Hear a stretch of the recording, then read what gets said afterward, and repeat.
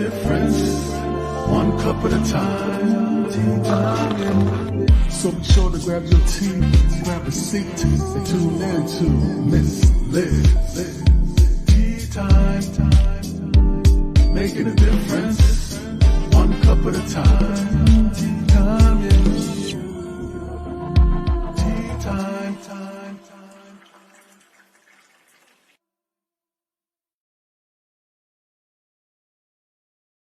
Well, welcome to everybody. It is Tea Time with Miss Liz. That's right. I am back, and we are back in April. We are starting off a brand new month. So if you haven't gone over to Miss Liz's YouTube channel, run on over, click that little doorbell, and you can watch these Tea Times at any time at your own pace. You can watch 10 minutes, 5 minutes, an hour, 2 hours, 3 hours. You can do all of that on Tea Time with Miss Liz. Today, I am joined with a returning guest from season one. That's right, all the way back to season one. That's how good my guests love coming back for Tea Time. And I have Sandi Boucher in the house, and we're going to be talking about reconciliation and relationship.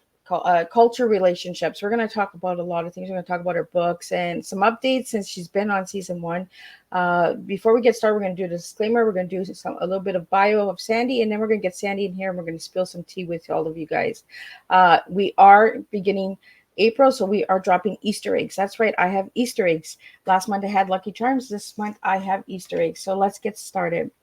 Disclaimer for Miss Liz's Tea Time live show. Miss Liz myself is going live using StreamYard. Before leaving a comment, please grant StreamYard permission to see your name at StreamYard.com. Please be advised that the content brought forward for any Tea Time show hosted by myself, Miss Liz, is always brought forward in good faith. However, may bring forward dialogues and opinions that are not representative of my platform. The facts and information are perceived to be accurate at the given time of airing. All Tea Time guests and audience participants are responsible for using their good judgment in taking any action that may relate to the discussion. The content brought forward may include discussions for some where they may be emotionally at risk. It is significant to know that this show is engaging in discussion forums only to offer and inspire awareness and connection and is not providing therapeutical advice. If you have any questions about the disclaimer or the panelist discussion, you may freely contact me, Miss Liz, at my email at bookingmissliz@gmail.com. Moving forward, should you choose to voluntarily participate in today's show in any aspect, I myself, Miss Liz, welcomes you. And should you decide that the show is not made for you at this time, I respect those wishes and will see you at a later show at a later date and time. And again, all Tea Time shows are hosted on Thursday, 3 p.m. and 7 p.m. Eastern Standard Time. If you see a Tea Time on Monday or Tuesday, it's a returning Tea Time or a surprise Tea Time guest that came and asked Miss Liz if they could come and have some tea with me.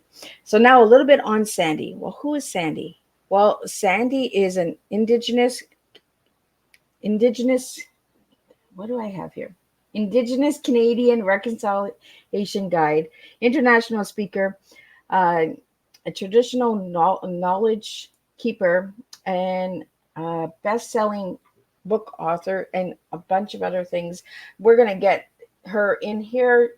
She's also the 2016 Thunder Bay Chamber of Commerce Business Person of the Year, 2016 NADF Business Woman of the Year. She's offering a perspective so often denied non-Indigenous Canadians. Sandi Boucher uses animish I'm going to get her to say because I don't want to disrespect the language, teachings, metaphors, stories, cartoons, her infectious humor, and her undeniable wisdom to build understanding of and respect of the Indigenous people she calls family, friends, and colleagues. A proud member of Seine River First Nation in Treaty Number 3 territory in Northern Ontario. Sandi is an international recognized as an engaging speaker, a traditional knowledge keeper, and a best-selling author. She began her speaking career in 2009 with the launch of her first book, Honorary Indian. 4 books later, Sandi and her team are now laser focused on healing both sides of the eagle feather she so often refers to. With thoughts-provoking words, she guides, educates, empowers, and encourages people to actively engage in the reconciliation process. Her audience includes First Nation communities, corporations, small to medium-sized businesses, municipalities, hospitals, school boards, universities, colleges, participants at a countless conference and seminars. Indigenous Canadian Reconciliation Guide. Let me get Sandi in here, and I want her to say that word because I don't want to mess it up.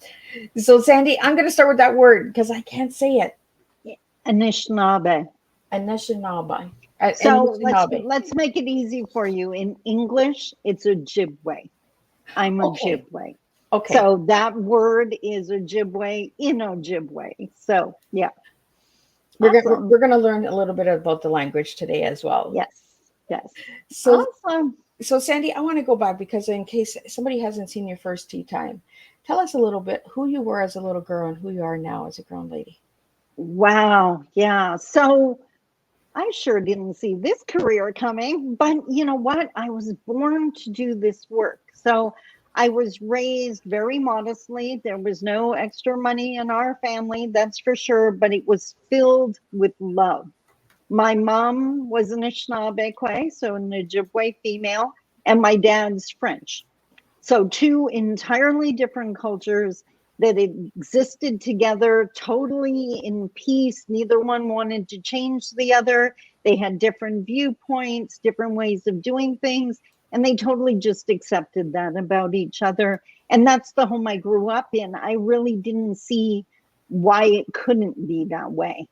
But of course, as I got older and got into my teens and young 20s, as an Indigenous female, I started to realize not every person's like my dad, and not every cross cultural relationship is running as smoothly. And I believe because I had their example, it makes it really easy for me to believe it's possible because I've seen it.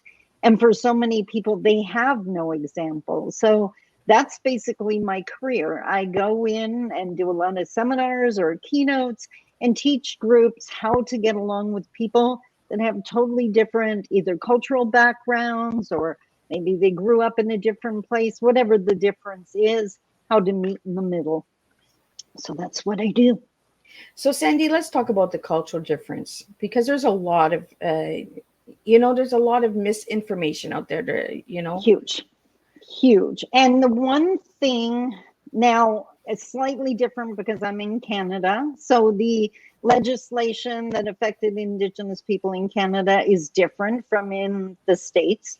But one of the misnomers or pieces of misinformation, they believe, I always say there's no such thing as an Indigenous person. And what I mean by that is an Ojibwe person is totally different from Sioux or Cree, or, there's so many different nations, and we get lumped together and people assume we have the same teachings and the same worldview. We don't even have the same language. So it's kind of like the metaphor I always use is think of the countries in Europe, right? That try telling them they're all the same and see how well that goes, right? It's the exact same thing, that the way neither is better or worse. We definitely have to get away from that attitude that mine's a better way of doing it. No, you're just comfortable with yours, and that's totally okay. I'm comfortable with mine. Let's find a way to work together. So that's one of the huge ones. Yeah. Sandy, I want to get into your tea because I didn't mention it when I opened up today, but you gave me a changing tea, and I want to talk about changing tea because this is how it works, guys. It doesn't have to always be the same, right? We change as individuals, and we said that before we went live, how much we've changed since season one, the two of us.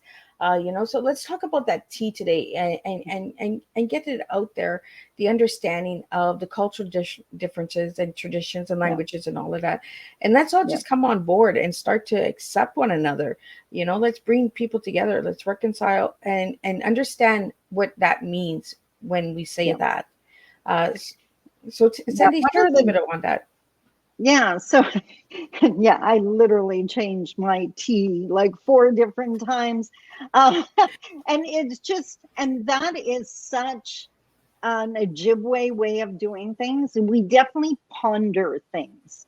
And that's a term I use a lot. I don't see it a lot in mainstream, but if you tell me something, I'm going to think about that for days, right? Like even, or especially, if you tell me something I don't agree with, or it's a different mindset, rather than dismissing it or calling you some nasty name, I'm going to go off and think about that. I'm going to think about where you're coming from. Like, if I had lived your life, would I have that view as well?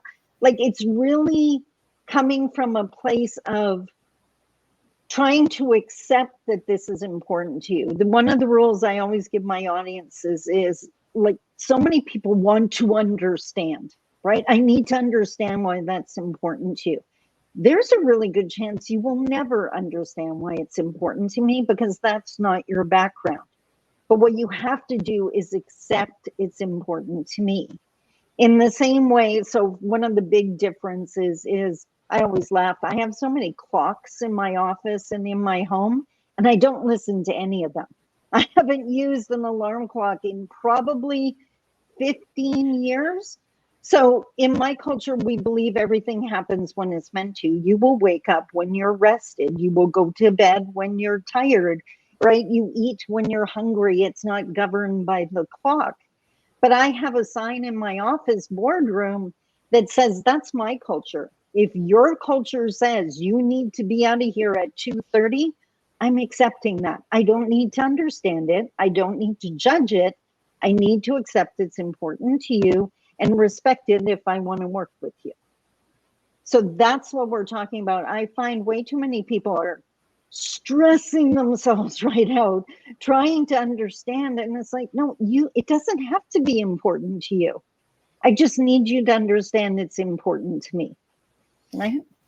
And Sandy, I remember the clocks from season 1. Because we talked about these clocks, Yeah, right? I still don't. And you know what? I love the way they look. I literally have them everywhere.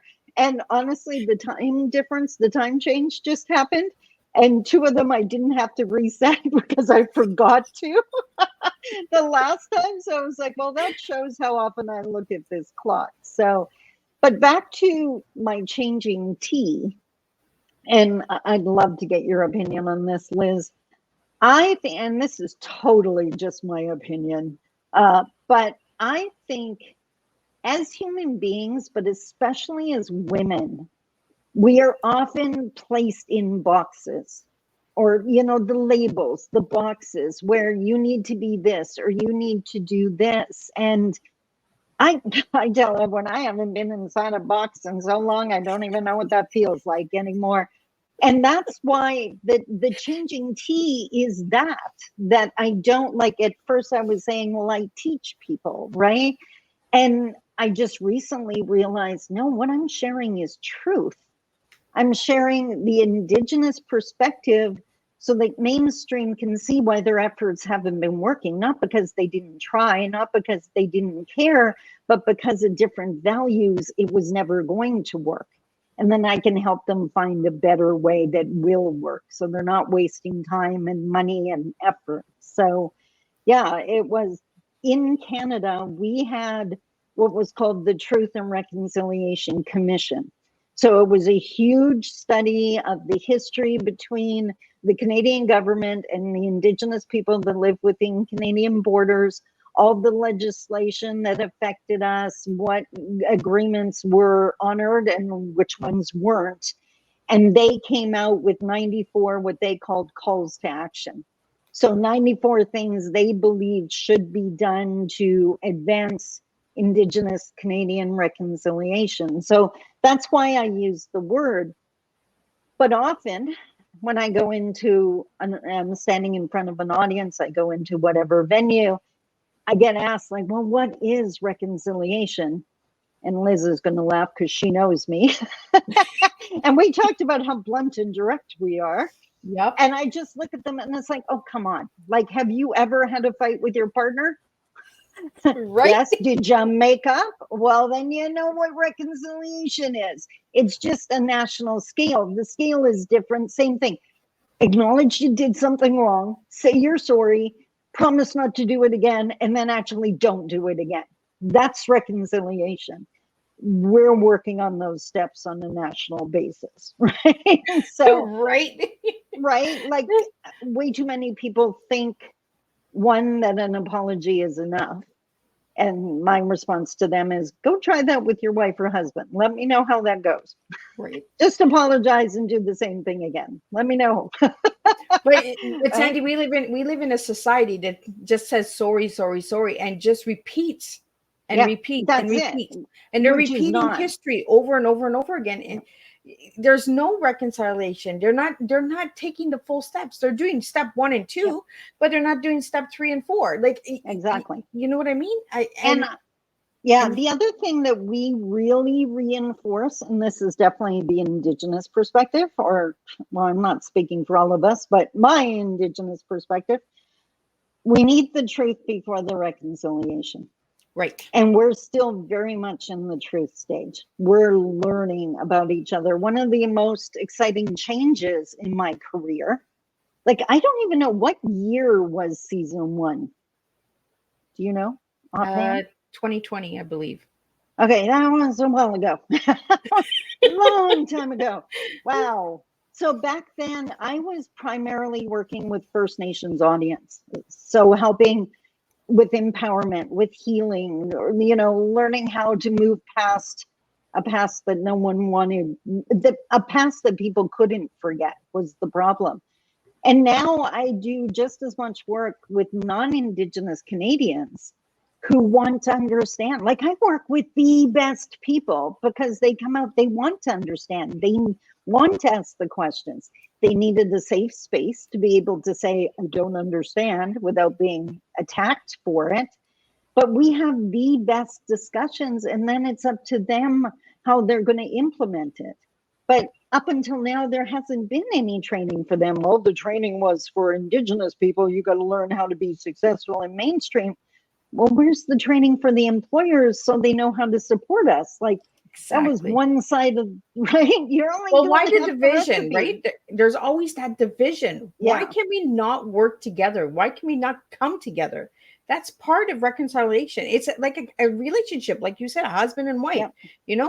It's not all the wife gets all the goodies and the man works his butt off, and the wife is like, give me more, more, more. Or the wife works and says to the husband, no, this is all you're going to get. This is not how it works. Like, it's going right back to the truth, Sandy. It's like you said, the truth. Exactly. Right. And as you well know, as we all know, if you've ever been in any kind of relationship, I don't care if it's parent-child or, adult relationship, if you don't acknowledge what is not working, you're not moving forward. You're just going to be spinning your wheels. You're lying to yourself. You're in denial, whatever the case may be.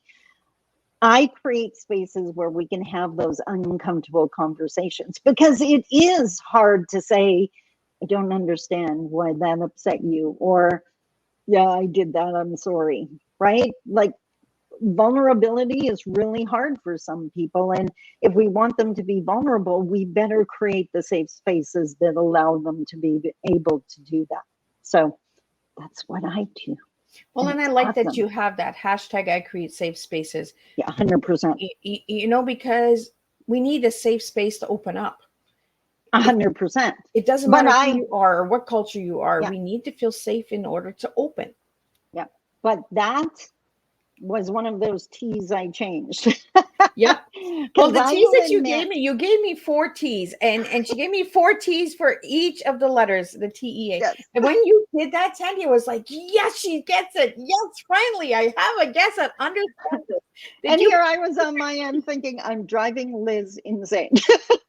No, I was just like, after 5 years, I finally am getting some guests that understand what the T is. The T is not me giving you guys tea. It's my guests giving you their tea. Why they do what they do. Sandy, what you do and what brings your purpose and why. I can't say, Sandy, you are an incredible person without even knowing you. You know what I mean? 100%. Those are just words. But if I say, and I get to know you and we get to have this relationship and we build this connection, I can say, you know what? Sandy's an incredible, awesome person.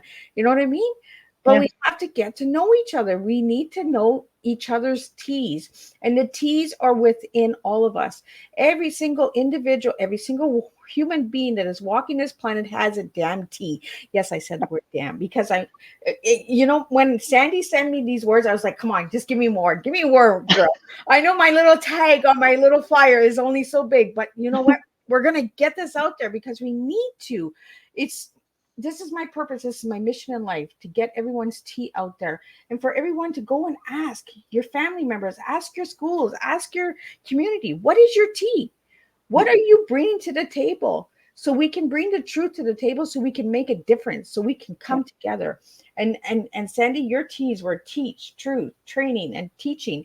And I love that you gave me teach and teaching, because there's a difference. There is a difference.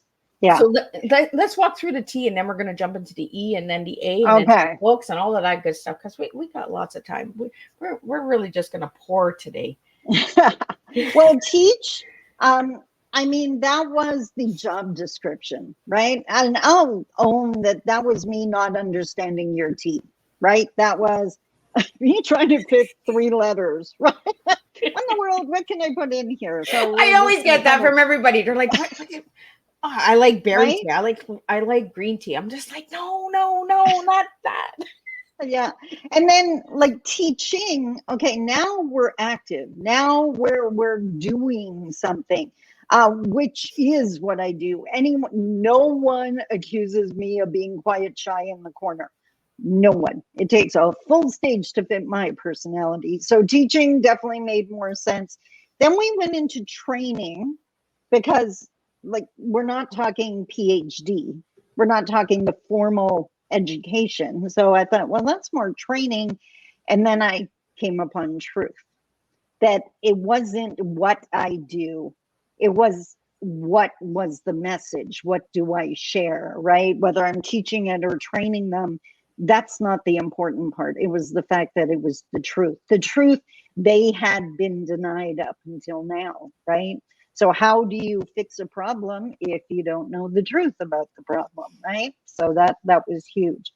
Then the E, well, I went to empower right away, because hello, that's my life, right? And then it was like, okay, no, we're going to education, right? But then it's like, no, we're not doing the PhD. So engagement, no, engaged. And that, anyone who's ever been to one of my events, it's engaging. It's not just me talking to people. It's, what's your opinion? Do you have a question? Let's talk this through. It's a safe space. You don't understand? I use cartoons, literally. So all good. And then the A, well, I really copped out on this one in the beginning. It's like Aboriginals. We're Indigenous, but she doesn't have an I, so we'll go with Aboriginals. That fits. Or I work with adults. Okay, I could do that. Okay, lame. Then awareness. It's like, okay, wait a minute. Yes, I raise awareness. Now maybe we're getting to something. And then it was, no, that's not it at all. I activate people. I always say the magic happens after I leave the room, when you decide what you're going to do with the information you now know. So truth, engaged, activate. So that's the T. and I love that you got it finally. And you know what? I love that my guests ask themselves, what is this woman trying to do? Why is she asking us these words, right? And I use those 3 letters because those 3 letters are the hardest letters in the alphabet to express what you do from within. Yeah. Well, and you know, like I am all about the metaphors. So you and I are on the same page with that one. And the way I looked at it when I finally got it, when the fog cleared, was, and this is so funny. This is actually so synchronicity. But when I do my YouTube videos, I talk about, I envision people coming to sit at my kitchen table. And in Anishinaabe culture, you'd get served tea.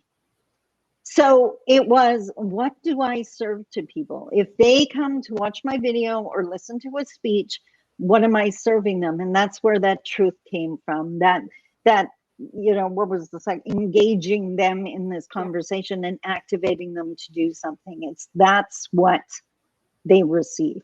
So Well, and that's what I was given at the age of 4. I was given the tea of life, how we treat Yes. people, what we bring to the table. And it is going to that table at grandma's house and saying, oh, Yeah. what good did you do today? What did you learn in school? Are you getting married? Are you having a baby? We had that conversation. And that's Yeah. how we have to bring community together. That's how we have to bring people together, is communicate. We need to understand people. And the only way we can understand people is when they start bringing the truth to the table and they start bringing their real selves. Yeah. And I think just as important is don't ask them to share if you're going to judge their answer, Exactly. right? Like if you're created the space and they believe that they can be vulnerable there, then don't judge it. My mom, and this is where I'm lucky, and I was probably like 4 at the same time, and it was my mom, because every now and then in our day-to-day lives we see people that are making choices that we would never make. Yep. And it's pretty easy to go to, why in the world are they doing that? But when my mom used to catch us doing that, she would say, okay, instead of going there, ask yourself, how tired, how overwhelmed, how lonely, how scared would you have to be so that you think that's a good decision to make? Yep.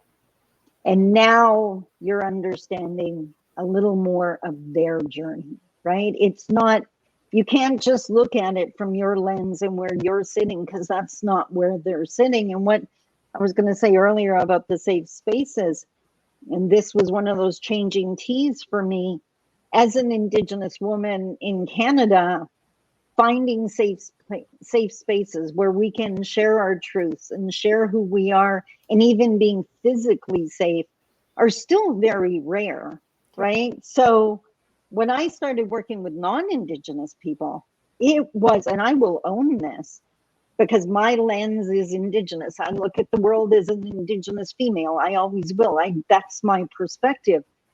But when I started realizing, wait a minute, I recognize this. They're not Indigenous, but they need a safe space too. Yep. Like, I know what this fear feels like, and I don't want anyone to feel afraid. So it was really easy for me. No, I know exactly what you need Yeah. because I needed it before I created it. And that's why I have the career I do now, because safe spaces are rare for everyone, like you said, right? The place where you can truly be yourself and be as blunt as we can be. Right? Well, and that's the mission of the tea, right? Is when my Oma gave me this, Sandy, at the age of 4, is it was sit, reflect, recharge, and release. We all, as individuals, do this, Yeah. And when people send me their teas and they're asking me, "Is that a good tea?" I'm like, "Well, I don't know. Is it your tea? Because I'm not going to judge it. I'm not going to say no. Well, I think you should be picking this word because this is what you do. This is how Yeah. you." That would mean me being what you just said, telling Yeah. people who they are when that's not who they are, and not giving them a safe space to open up. Tea time is a safe place. If you want to cry, Yeah. you want to laugh, you want to throw a joke, you want to curse, you be yourself. I just Yeah. want real people at this table. I want real difference. And that's why Sandy's back after season 1, because she gets it and she Yeah. understands it.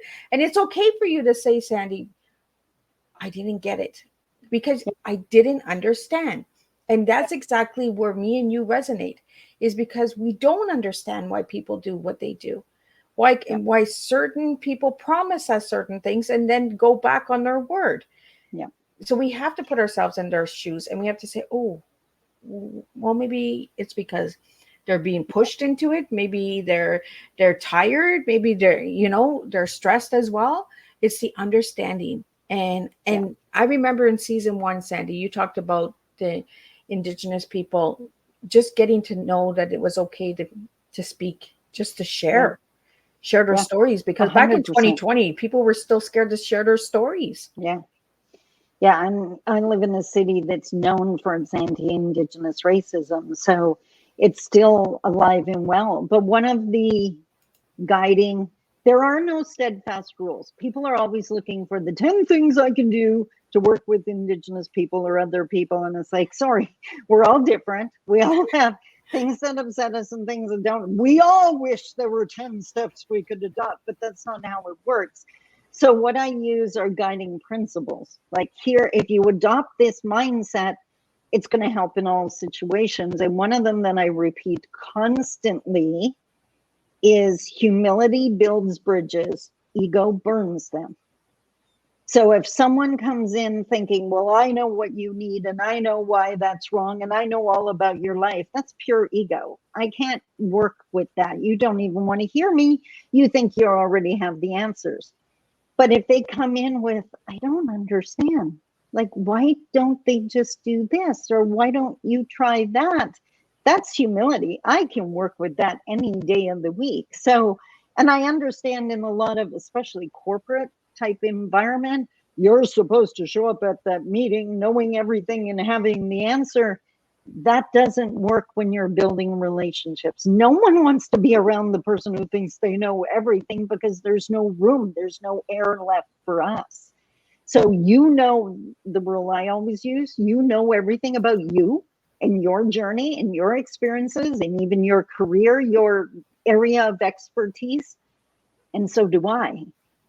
And if we actually come together and I listen and believe you and you listen and believe me, we have both gained from this experience. Yeah, and we both Right. talked about this, behind the scenes and during our lives, where ego takes nobody, right? Yeah. Yeah. It doesn't move. There's no movement, No, there's no air, right? Yeah. You can't grow if you think you already know everything, right? Yeah. Right. And what a sad existence that is. Like, I actually think it's really neat that I'm coming back this month because my birthday is this month. And for me, that leveling up again, I turned 60 this month. And just thinking back to, I know so much more than I thought I knew at 40. And if I'm blessed to live to 70 or 80, well, I will know so much more then if I focus on I keep growing and learning and don't get lost in the ego of, I just know everything, right? Yeah. Well, we don't open any doors with ego, No, and not and, at and all. you brought something up about corporate. Corporate at the beginning was building relationships. Yeah. Now it's just people. It's profit over people. We got to bring back people over profit. We got to start building these relationships again. We got to start fixing the broken. Stop building and building and building. Fix what's broken first before you build. And the other thing, which, when something's obvious to you, it's kind of hard to believe other people can't see it. And I guess that's ego. So I have to back up the bus when I do that. But anyone knows, like, if you're in business and you build a relationship with a customer rather than just sell them something, they're always going to be there. Now you have a customer for life, not just a one-off sale, right? So even in that corporate structure of worrying about the bottom line, relationships is the way to go. Yeah. Right. So when they tried to skip that, well, that's when all the problems start. So, well, it all comes back to the ship, right? It's what you put in the ship. If you put the ego and you put the currency over people, you're just sinking your own ship. You're not even working to get your ship moving forward, to get to a new destination, to get to a different resonation. And like you mentioned a couple minutes ago, Sandy, 94 things that they came up with. 94 calls to action. Yeah. How many of those calls of action have they actually worked on? So the way they were divided, to be fair, they were divided into different sectors. So things we need in the education system, things we need in governance, things we need at the community level. So to certain extents, they've all been touched on. Some, well, no surprise, the easier ones are more complete, right? So, I mean, it's vulnerability is what we need and what we need to create spaces for. And I've met so many people that, because of their past experience, they came by it naturally, that, I mean, there's reasons for it, they don't want to admit, I don't know, or I made a mistake, or I don't understand. And if we can't do that, then how can I help you, right? And now I'm just, because again, blunt, like I just say to my audiences, okay, you don't want to phrase it that way. If you're going to go speak in an Indigenous community, don't say it that way. Here's why. Here's how we interpret it. Here's a better way to say it, because I know what you're trying to say. You're not trying to be nasty, but you're about to get yourself in really big trouble if you use those words. So I'm about to save your butt, right? Yeah. And it's like I'm out here trying to save people from themselves, right? Like, don't use that word, right? So, yeah. But I work with the best people. Like I said, my audiences want to learn. They want to work with other people. The really problematic people don't hire me. They're not in my seminars, right? So it's a great journey to be on. So Absolutely. I had a train of thought, but it slipped over my head. I'm sure it'll come back. But Sandy, I want to get into the books because you've written some yes. incredible books and you have some incredible workshops and stuff like that as well. So I want to get those out there and I want people to check you out. So let's start with the first book that started it all. Yeah, and that one, it's a full circle moment here, talking about truth and vulnerability and safe spaces. So my mom was this absolutely amazing woman. She was not educated, but she was wise. And she understood like human needs and how to communicate with people. And she had just the most amazing stories. And I lost my mom when I was 42, I believe. And almost instantly, like she didn't survive surgery. So she went from being goofing around with the nurses to gone. And it took me out at my knees. I'm her only daughter. We were super close. So at that point, I was terrified that I was going to forget her stories, all these little tips and tricks she had given me. So literally, like if you can just imagine, like frantically typing, trying, and it was part of my grieving process, right? We're just getting her stories out. The first book, which is Honorary Indian, so I'm kind of making the reader an honorary Indian. I'm going to share these teachings with you, even though I don't know who you are. And it's a daily motivational guide. So there's a little story for every single day. And I wrote it. Now, imagine the state I was in, right? Like I'm grieving. This is as raw as it gets. And I put the book out. And almost instantly, that's what people reacted to. That I was not sugarcoating it, that the pain of the grief, like some of the entries talk about, I can't even get out of bed this morning. One of the entries, not to be dramatic or scare any of your audience, but I lost my eldest daughter to SIDS, to crib death. And one of the entries, I described what that morning was like. And I'll never forget it. I had one woman write me after she read the book, and she said, you know what? My best friend lost her child to SIDS. And of course, I would never ask her what she went through. But thanks to your book, I now understand how horrible that was. So people I've had people say it helped them make better decisions, to stay sober, help them with their own grieving. It was huge. But I quickly realized, oh, I forgot that story, and I forgot that teaching, and I forgot that story. I found out mom didn't fit in one book. So the second book, now there's a story behind this. It's all about the title. When I was growing up, because obviously I'm fair, I'm a lot fairer than my brothers. My mom was dark, my dad was fair. Because of the way the world treated Indigenous people, especially in the world my mom grew up in, she used to always tell me, and imagine being a mom having to say this to your child. She would say to me, don't tell people about me. Tell them you're your father's daughter. Don't tell them you're Indigenous, right? She was trying to keep me safe, right? But Hello. I am me. It's in my blood, Mom. Right? And I'm proud of my mom, and I'm not hiding anything. So the second book, which finishes the rest of Mama's teachings, is called Her Mother's Daughter, because I'm not hiding anything. Sorry, Mom, but sorry, It's not out sorry. there.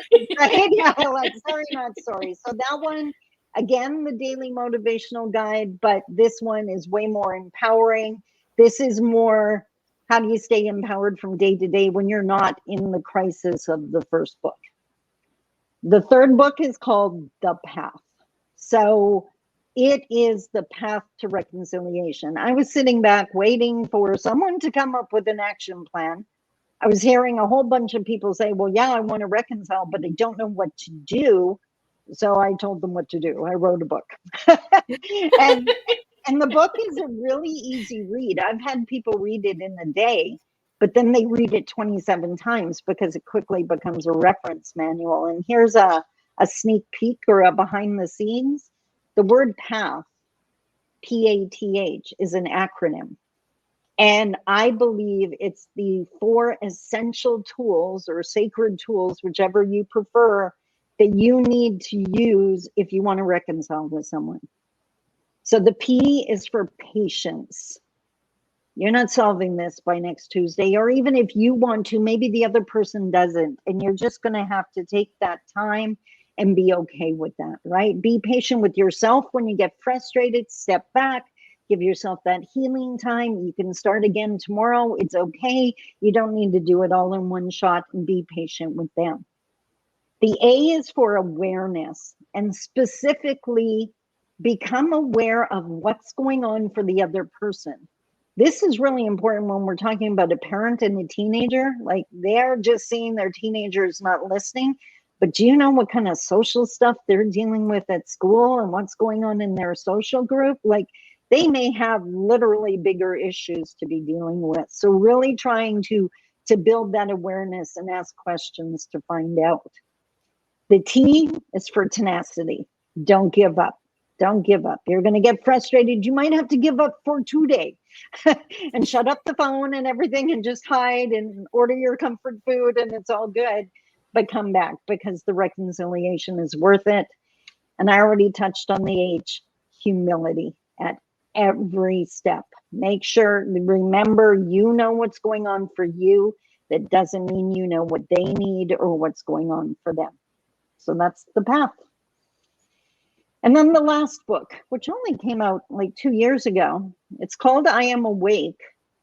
Before, and Liz, you'd remember this, I was putting out a blog post every single day. I am definitely an author or a writer before a public speaker. I always say it'd be easier for me to give up breathing than writing. I write every day still. It's just I may not release it to the public. It's just how I make sense of my world. But I kept getting these requests from my followers, because up here in Northern Ontario, people go to camp or their cottage or whatever you call it during the summer. There's no internet. And I had people saying, would you please put these in a book? Because when I'm at camp, I want to be able to read my entry in the morning. I can't take you with me. There's no internet. What would you do? Or could you do this? So I took 3 years of blog posts, pulled out the most popular for each day and put it together. And every single entry starts with, I am awake, I am alive. So I'm aware of my surroundings and I'm thankful I'm alive. And now we're going to go into the day. So that's my 4 books. An awesome books. Check them out. And I like, Sandy, that, writing is important, and we don't need to share everything with the world. No. I have tons and tons of journals here, and my kids always joke, Mom, if somebody finds your journals, man, they're going to have a good old laugh. And I'm like, I don't want anybody to find these journals. That's why I'm writing and keeping it private. But I think it's really important that we put it out there that, it doesn't need to be shared with everybody. Yeah. Share it with yourself first, so you understand, because sometimes we don't understand why we're being put in these situations, why we're put in this location or meeting this person, right? Because there's a lot of times, Sandy, I'll meet somebody and I'll be like, I don't understand. What am I supposed to do with this?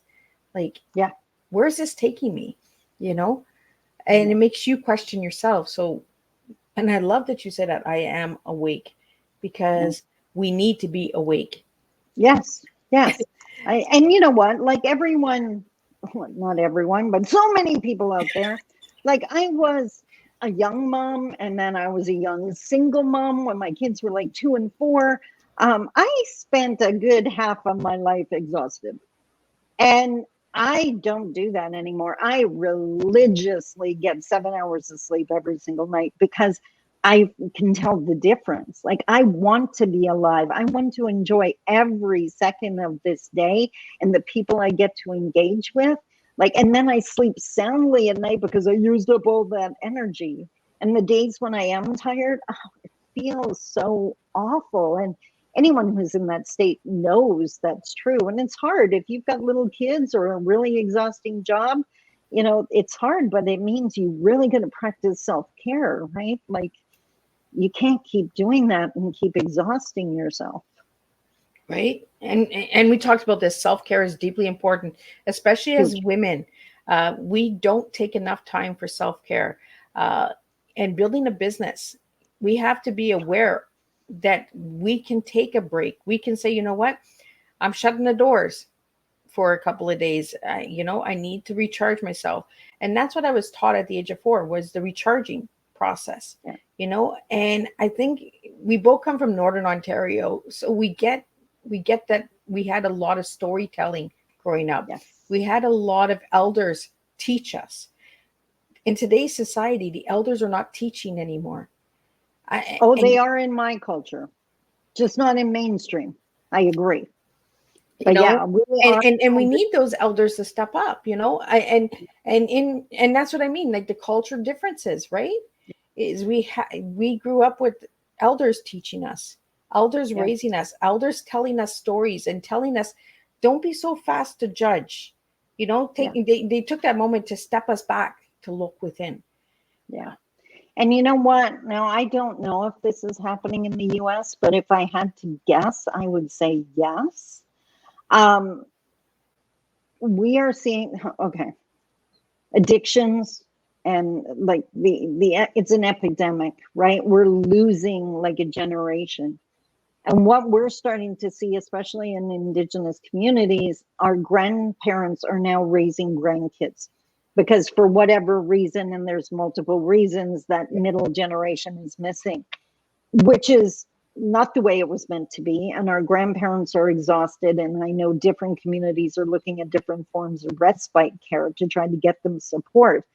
But through the most horrible circumstances, the elders are now with the kids again, Exactly. right? Right. So even though we would never want it to happen that way, it is happening, Yeah. right? So there is that exposure again. Well, So it's the full circle, right? yeah, The elder and the youth are back together. And this is how yeah, we're going to make that difference, is because the elders have the stories yeah. to You know tell. what else I've noticed? I don't know. Feel free to tell me if you agree. I would love to know if you do.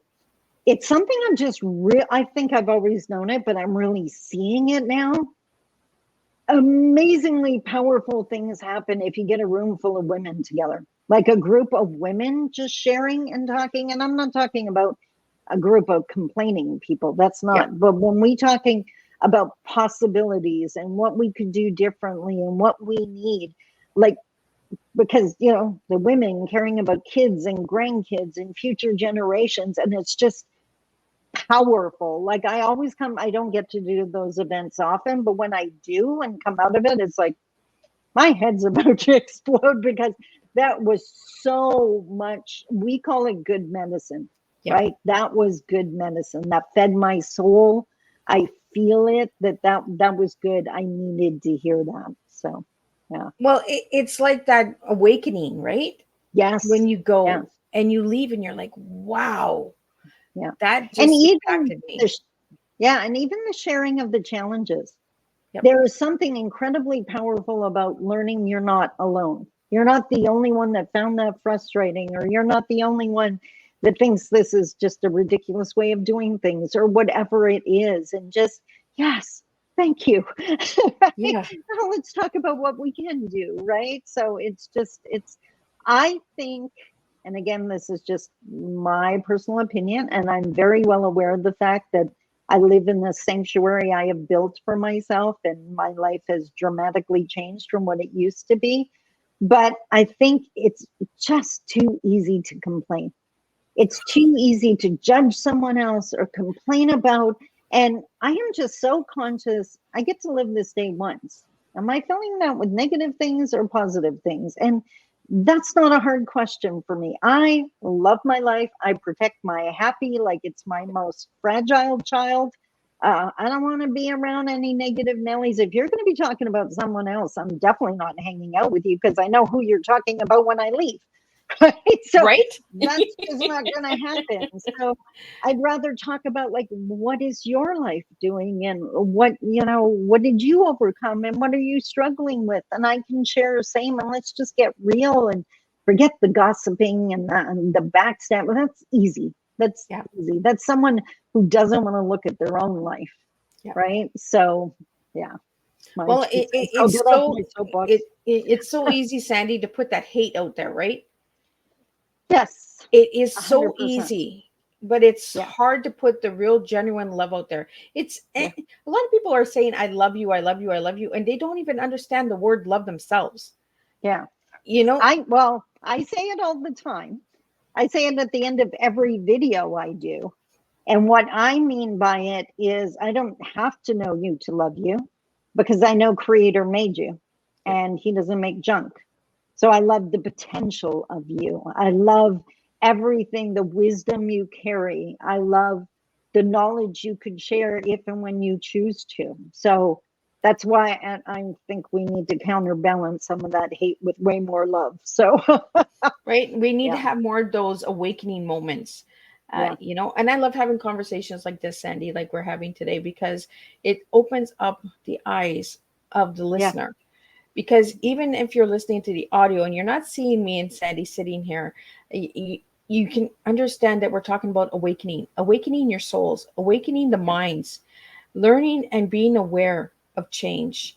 If you want to see change in the world, be that example. Step up and do it. Is it easy for us to do it as women? No. Is it easy for us to do it as men in today's society? No, because we're turning a lot of our men into soft guys. That doesn't mean that their stories don't matter. It just means that we're losing our balance. It's like the elders were removed from us, and the children have disrespect towards the elders because they weren't raised with the elders. You know what I mean? So let's bring back the old storytelling. Let's bring back the old community and relationships and build together, and let's really fix the issues and fix the problems. Get aware of what we're doing. Look in the mirror and say, you know what?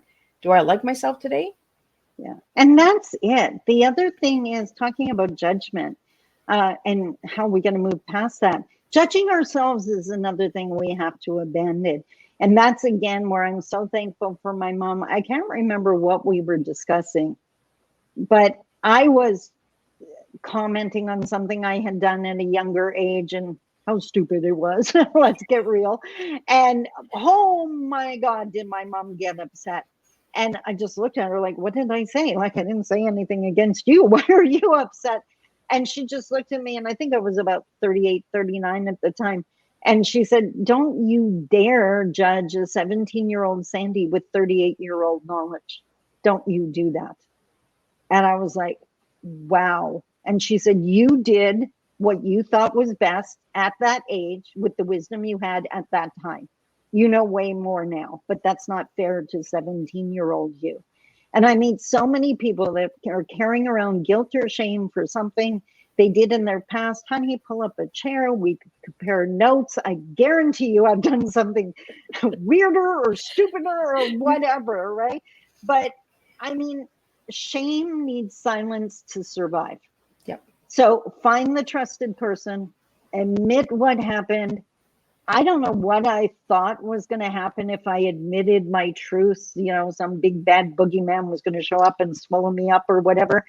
And instantly I had the relief, and there was no negative reaction. It was just, what? I wasted all that energy keeping this inside, and now it's just gone. There is nothing like, have videos I made 25 years ago saying things that I definitely don't believe anymore, but I did at the time. And there was nothing like principle based that I changed. I mean, I'm that same person. I've just grown in my wisdom. And we got to give ourselves permission to grow. And it's okay to know more now than yesterday. And it's okay not to agree with whatever you did 10 years ago, right? There's a few people I wouldn't have married. You and me both. Just putting it out there, right? So, right? Just saying. But yeah. So, but that's the thing, right? We have to grow, and we have to be aware and okay that we did all these crazy things, and back in the day we got away with a lot of crazy things because there was no internet, right? No internet. No one had a camera on their phone. We didn't have phones we were carrying around, so there was no. Unless I tell you the story, you're never going to know it, right? So, and that totally works. that's okay, right? There, you don't need to know. I've always been this wise. Yeah. Right. Well, and I think relationships have gotten, this rocky boat because so much is on the internet, Yeah. And Yeah. back in the day, we didn't have the internet, so we did all the crazy things. There's no record of it. Now Well, there's and records that's of all this crazy stuff we're doing, and people are like, I'm going to get you in 5 years. Watch what you say. Like, yeah. And that's the other thing, especially like in the work I do, reconciliation work. You have to hold enough space for someone to say, I was wrong and I've changed. Yep. If we're going to keep crucifying someone for something they did 15 years ago, there is no incentive to change. Right? Why would they if they're always going to have that held against them? So we have to create enough space for genuine change. I don't mean the people that are just saying they have and then continue to do whatever they're doing, but I know I've changed. I hope I never meet a human that hasn't, right? So yeah. Well, if you haven't, And that kind of scares me. I'm kind of like running away. I'm like, well, and back to your tea analogy here, the change, like when I was struggling with the letters for the tea, it was like I was serving the weakest tea possible, and it was gross and it didn't taste good. And is this what I really want to serve my guests? And that's the same as changing and growing, right? Your tea changes, right? Your tastes change, your likes and dislikes. I just found out allergies change, and like, who knew that? That's another fun yeah, thing. you can have an allergy older. when you were a kid, and now when you're an adult, it's gone, and you're like, what? I can eat that now? Yeah, Oh, I can and have new that ones now? show up, and it's like, what the? Yeah. Getting older does have some fun parts to it, let's just say. Well, and Sandy, I really like that you understood the tea because, Yeah. it's okay to say, I don't understand. And then when you Yeah. kept sending me the words, I was like, yes, she's getting it bit by bit. That teapot is spilling good. We got to make It's a mess. steeping, right? Right? It was And we got to change society because when we hear spill the tea, we think, oh, gossip and drama's coming. Well, you know what? When you come to Miss Liz's house, when you spill the tea, it's good knowledge. You're getting aware that we can change. You can change the way you look at things, And it's being conscious of what are you sharing with the world? Like, do you really want to add this? Like when those people, like you said, with the ranting and raving and just pulling things out there, like, do we really need to add more negativity to the world? Maybe what you need is a nap or a good walk instead to help you with that, right? Rather than typing on the keyboard. And like, I am so conscious. I don't want to put out anything that could potentially hurt someone.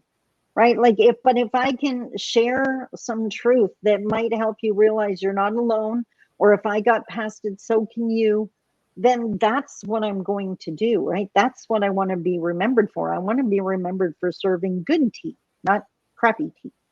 So, yes. I love that you want good tea, and I am so glad that you came back because it is nice to see your face. And I always encourage all of my guests to come back and have tea. When you ask me, Miss Liz, can I come back? Absolutely. My house is open for you because you're no longer just a guest. You're family. Yeah. Yeah. Exactly. We need to build that relationship. I build my family in a different way. My family is my tea time guests, and I encourage all of them to just keep pushing through and moving on. So, Sandy, what's your final message for everybody today? Be kind to you. My mom used to always say, and it's Anishinaabe teaching, that we have to teach other people how to treat us. And it's not by how we treat them, it's about how they see us treating ourselves. So if we want other people to be kinder to us, they have to see us being kind to ourselves. If you want other people to respect you, you need to respect yourself. And if you want them to listen to your boundaries, well, then you have to. Because I see way too many women putting themselves last and then upset when other people do. And I'm the first to say, honey, you taught them that. Treat yourself as that person of value that you are, and then you're going to find the people that see the same thing. Well, thank you so much, Sandy. And it was a pleasure having you back. You are welcome back anytime, sweetheart. And Oh, I really, really enjoyed this conversation. We will be back at 7 p.m. Eastern Standard Time, where Corey Poirier comes in, another Canadian, and he's the speaker guy. So he's going to bring some opportunities and events and all of that good stuff and give you the male's perspective of speaking. Because today is a speaking. My guests are speakers. So today is a speaking platform for. So if you'd like to check out Miss Liz's Tea Time and know more about it, check out the website www.misslizsteatimes.com. For Sandy, if you'd like to check her out, Sandy, if you'd like to give a shout out for your website, it's just sandiboucher.com. So SANDIBOUCHER.com. and thank you so much. And thank you to all the listeners and subscribers and supporters of Miss Liz. Without you, I could not do this, and we could not serve real good, strong tea where we spill the tea in a good way. So we bring real life stories and storytelling, and I'll see everybody at 7 p.m. with a second TEA to bring to your table in your home, business, and community. Thank you for joining me today on Tea Time.